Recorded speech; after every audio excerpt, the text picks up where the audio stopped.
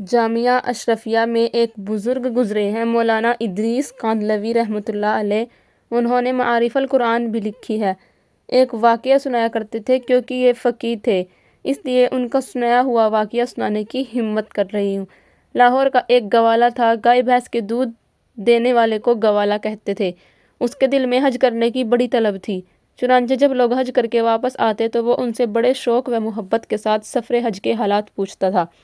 یہاں تک اس نے حج کے موسم میں لوگوں سے پوچھنا شروع کر دیا کہ لوگ حج کے لیے کیسے جاتے ہیں۔ کسی نے اسے بتایا کہ حج کے لیے کراچی سے جاتے ہیں، چنانچہ اس نے لوگوں سے پوچھنا شروع کر دیا کہ کراچی کیسے جاتے ہیں۔ کسی نے کہا اسٹیشن سے جاتے ہیں۔ پھر اس نے لوگوں سے پوچھا کہ اسٹیشن کہاں سے جاتے ہیں۔ کسی نے اس کو اسٹیشن پہنچا دیا۔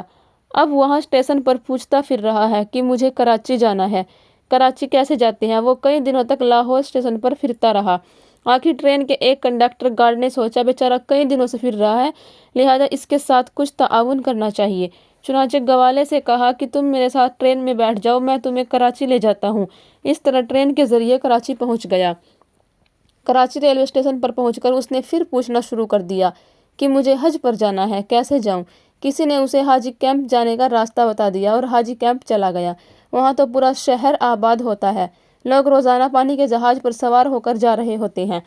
جب وہ لوگوں کو سوار ہو کر جاتے دیکھتا تو اس کے جذبات کے سمندر میں اور جوش آ جاتا۔ اگرچہ اس کے پاس وسائل نہیں تھے، نہ ٹکٹ تھا، نہ پاسپورٹ تھا اور نہ ہی پیسے تھے، مگر دل میں حج کرنے کا سچا جذبہ موجود تھا۔ چنانچہ وہ وہاں بھی یہ کہتا رہا کہ مجھے حج پر جانا ہے۔ ایک دن اس کے دل میں خیال آیا کہ جو حاجیوں کا سامان لے جانے والے کلی تھے، ان کی ایک خاص وردی ہے اور ان کو اوپر جانے کی اجازت ہے، لہٰذا مجھے کسی کلی سے دوستی لگانی چاہیے۔ چنانچہ اس نے ایک کلی سے دوستی لگا لی اور اسے کہا، بھائی آپ اپنی وردی مجھے دے دیں، میں بھی حاجیوں کا سامان اوپر پہنچاؤں گا۔ جب سامان ختم ہو جائے گا تو میں اپنے کپڑے پہن کر آپ کی وردی واپس بھیج دوں گا، میرا بھی کام بن جائے گا اور آپ کی وردی بھی واپس آ جائے گی۔ لہٰذا اس کلی نے اپنی وردی اسے دے دی اور وہ سامان اٹھانے کے بہانے اس جہاز پر آتا جاتا رہا۔ جب سارا سامان ختم ہو گیا تو وہ ادھر ہی کہیں چھپ گیا اور اپنے کپڑے پہن کر کلی کی وردی واپس بھجوا دی۔ اب وہیں ادھر ادھر وقت گزارتا رہا۔ وہاں تو ایک جہاز میں ہزاروں لوگ ہوتے ہیں، کیا پتہ چلے کون کہاں ہے۔ اس کے دل میں اللہ تعالیٰ کی ایسی محبت تھی کہ پاسپورٹ اور ٹکٹ بغیر وہ جذبات کے گھوڑے پر سوار ہو کر اللہ کا گھر دیکھنے جا رہا تھا۔ لوگ تو اپنے کمروں میں بستروں پر سوتے اور بیچارہ بیٹھ بیٹھ کر وقت گزار لیتا۔ اس نے جہاز میں ایک آدمی کے ساتھ واقفیت پیدا کر لی اور اس سے کہا، بھائی جب جدہ آ جائے تو مجھے بتا دینا۔ چنانچہ جب جدہ شہر کی روشنی سامنے نظر آنے لگی اور سمندری جہاز ساحل کے قریب پہنچ گیا تو اس آدمی نے کہا، وہ دیکھو جدہ آ گیا۔ اس آدمی نے کہا کہ وہ نوجوان جہاز کے عرص کے اوپر چڑھا اور اس نے سمندر میں چھلانگ لگا دی۔ اسے تیرنا تو آتا نہیں تھا، چنانچہ جب وہ نیچے گیا تو پھر اوپر ابھر ہی نہ سکا۔ جب اس آدمی نے دیکھا کہ وہ تو نظر ہی نہیں آ رہا ہے تو وہ سمجھ گیا کہ یہ نوجوان ڈوب گیا، اور اس نے دل میں سوچا کہ اللہ کو یہی منظور تھا۔ جب اس آدمی نے حج کیا اور طواف زیارت کے بعد حرم سے باہر نکل رہا تھا تو اس نے دیکھا کہ وہ گوالا بھی حرم شریف سے باہر نکل رہا ہے اور اس نے عربوں جیسے کپڑے پہنے ہوئے ہیں۔ اس نے پوچھا، کیا آپ وہی ہیں جس نے سمندر میں چھلانگ لگائی تھی؟ وہ کہنے لگا، ہاں میں وہی ہوں۔ وہ وہاں ایک دوسرے کو خوب ملے۔ اس نے گوالے سے پوچھا کہ سناؤ تمہارے ساتھ کیسی بیتی؟ اس نے کہا، میرے ساتھ چلو، تمہیں آگے جا کر بتاؤں گا۔ لہٰذا وہ آدمی اس کے ساتھ چل پڑا۔ جب وہ باہر نکلے تو دیکھا کہ بالکل نئی کار کھڑی ہے اور ڈرائیور انتظار کر رہا ہے۔ گوالا کار کے اندر بیٹھا اور ساتھ اس آدمی کو بھی بٹھا لیا اور ڈرائیور ان کو ایک مکان کی طرف لے گیا جو بالکل نیا بنا ہوا تھا۔ اندر جا کر دیکھا کہ کوٹھی سجی ہوئی ہے۔ گوالے نے اسے ایک جگہ جا کر بٹھا دیا اور نوکر سے کہا، مہمان کے لیے کھانے پینے کی کوئی چیز لے آؤ۔ چنانچہ وہ شربت اور پھل لے آیا۔ اس آدمی نے حیران ہو کر پوچھا، بھائی مجھے بتاؤ قصہ کیا ہے؟ وہ کہنے لگا، میں تمہیں قصہ بعد میں سناؤں گا، پہلے یہ دیکھو کہ کار بھی میری ہے، ڈرائیور بھی میرا ہے اور مکان بھی میرا ہے۔ اس نے پوچھا، بھائی یہ سب کچھ تمہیں کیسے ملا؟ وہ کہنے لگا، تو یہ راز کی بات، لیکن چونکہ تم میرے رازدار ہو اس لیے میں تمہیں بتا دیتا ہوں۔ چنانچہ وہ کہنے لگا، میرے دل میں اللہ کا گھر دیکھنے کا بہت شوق تھا اور اس شوق محبت میں یہ حلیہ کیا۔ جب میں جدہ پہنچا تو میں نے اللہ میں تیرے حوالے کرتا ہوں یہ کہہ کر میں نے چھلانگ لگا دی۔ مجھے تیرنا تو نہیں آتا تھا، بس ایسے ہی ہاتھ پاؤں مارتا رہا۔ نتیجہ یہ نکلا کہ مجھے لہریں خود ہی دھکیل دھکیل کر ساحل کی طرف لے جاتی رہی۔ میرے اندر بھی پانی چلا گیا تھا اور میرے ہوش بھی اڑ گئے تھے۔ جب میں ساحل پر پہنچا تو نیم بے ہوشی کی حالت میں تھا۔ میں باہر نکلا، وہیں لیٹ گیا۔ جب اٹھا تو صبح تہجد کا وقت تھا۔ میں نے ادھر ادھر دیکھا تو باہر جانے کے سب راستے بند تھے۔ ساحل کے ساتھ گرل لگی ہوئی تھی اور آگے دروازہ بند تھا۔ میں وہیں گرل کے پاس بیٹھ گیا۔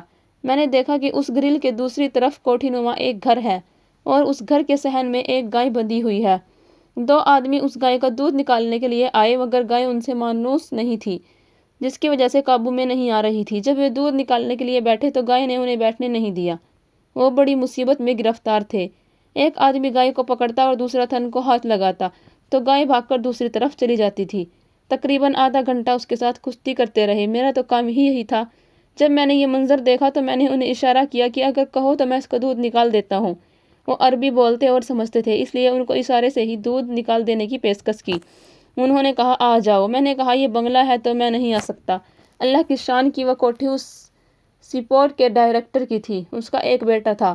ڈاکٹروں نے ہدایت کی ہوئی تھی کہ اپنے بیٹے کو گائے کا دودھ پلایا کرے۔ اس زمانے میں فیڈر کی ماں نہیں ہوتی تھی۔ اس نے اسپیشل اپنے بیٹے کے لیے گائے رکھی ہوئی تھی۔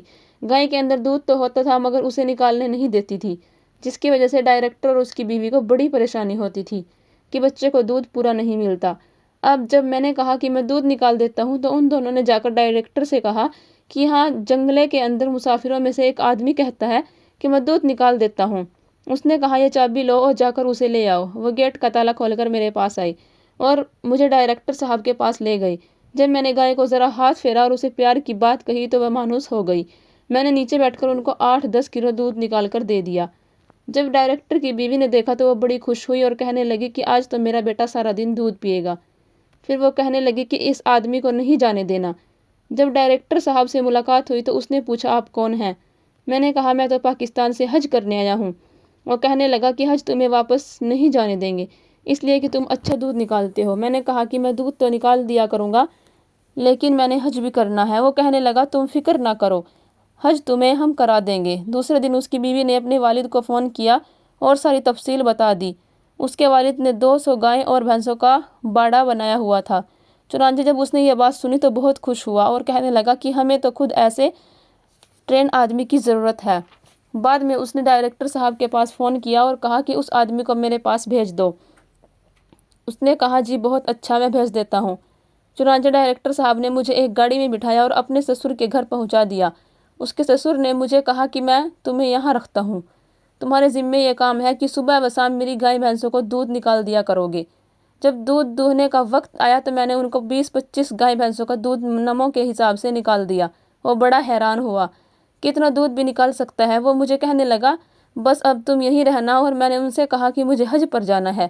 وہ تھوڑی دیر کے بعد یہی کہتا رہا بس اب تمہیں نہیں جانا ہے، لیکن میں جواب میں یہی کہتا کہ مجھے حج پر جانا ہے۔ میں 3 دن وہاں رہا اور تینوں دن وہ مجھے حج پر جانا ہے یہی کہتا رہا۔ تیسرے دن وہ کہنے لگا میاں ہم تجھے حج بھی کروائیں گے لیکن تو نے رہنا یہی ہے۔ میں نے کہا کہ میں حج تو کروں گا لیکن باقی باتیں بعد میں کروں گا۔ اس نے مجھے حج بھی کروا دیا ہے۔ حج کرنے کے بعد میں نے اس سے کہا کہ میرا حج ہو گیا ہے، اب مجھے گھر واپس جانا ہے۔ وہ کہنے لگا تو نے یہیں رہنا ہے۔ میں نے کہا کہ میرے تو بیوی بچے وہاں ہیں۔ اس نے کہا فکر نہ کرو، میں ایک نیا گھر بنایا ہے، وہ مجھے گھر دے دیتا ہوں۔ یہ میری نئی گاڑی ہے اور یہ بھی تجھے دے دیتا ہوں اور یہ ڈرائیور بھی تجھے دیتا ہوں۔ اب تم اپنی بیوی بچوں کے نام اور ایڈریس بتا دو، میں پیغام بھیجتا ہوں اور آنے والے جہاز میں تمہارے بیوی بچے بھی پہنچ جائیں گے۔ پھر ایک حج کیا ہر سال حج کرتے رہنا۔ اب 1 ہفتے بعد میرے بیوی بچے بھی میرے پاس پہنچ جائیں گے۔ میں نے حج بھی کر لیا، اللہ نے گھر بھی دے دیا اور گاڑی بھی دے دی۔ اللہ تعالیٰ کے گھر کو دیکھنے کی برکت ہے کہ اللہ تعالیٰ نے مجھے دنیا کی نعمتیں بھی عطا کر دی۔ اب میں یہیں رہوں گا، ہر سال بیت اللہ شریف کا حج کروں گا۔ بھائی ہم سے تو یہ گوالا اچھا کہ اس نے دودھ نکالنے کی برکت سے بیت اللہ شریف دیکھ لیا۔ سچ یہ ہے کہ جب جذبہ سچا ہوتا پھر باتیں بھی بن جاتی ہیں۔ بے شک